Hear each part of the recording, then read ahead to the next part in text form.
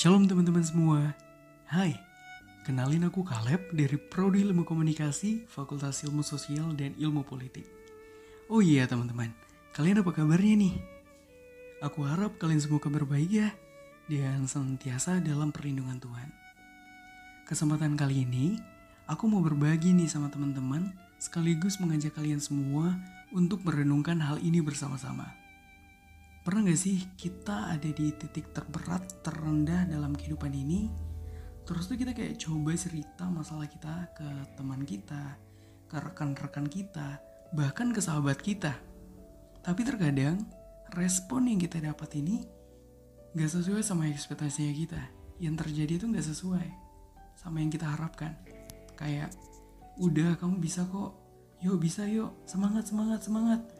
Tapi sebenarnya di dalam hati kita, bukan ini yang aku inginkan.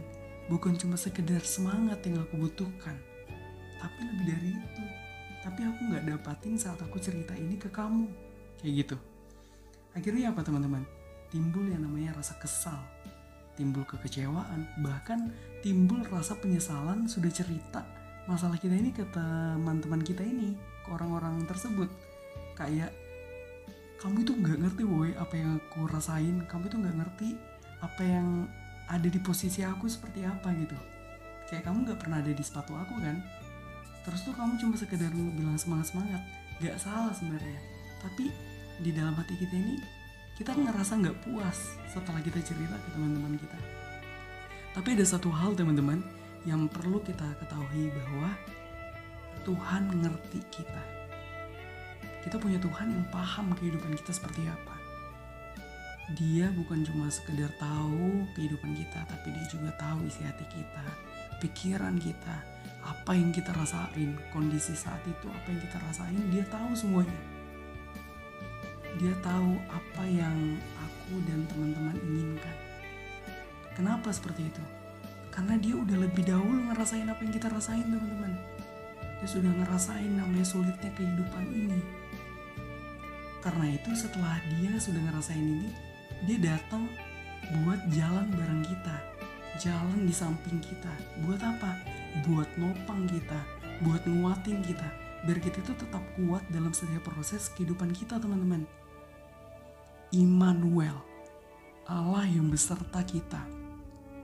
Kita perlu sadar teman-teman bahwa Jesus is the God who walks with you. Dia Tuhan yang berjalan bersama kita dalam setiap masalah kita. Dia Tuhan yang berjalan bersama kita dalam kesukaran kita, dalam lembah kekelamannya kita. Dan dia Tuhan yang selalu ada buat kita. Kapanpun, kondisi apapun hidup kita, dimanapun kita pergi dan berada. Karena cuma dia, jelas dia yang paling ngerti kita.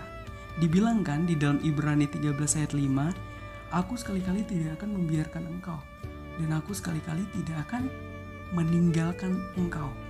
Sangat jelas teman-teman, bahwa dia bukan cuma sekedar ngerti kita, tapi dia juga beserta dengan kita. He is the God who walks with you. Dia Immanuel, Tuhan yang selalu ada buat kita.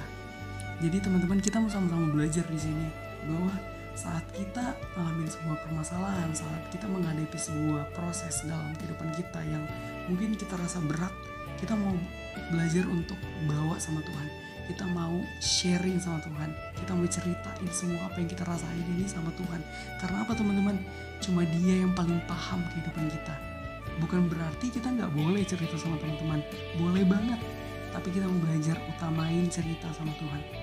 Karena mungkin saat kita cerita sama teman kita atau rekan-rekan kita belum bisa mendapatkan kepuasan atau mendapatkan respon yang kita inginkan.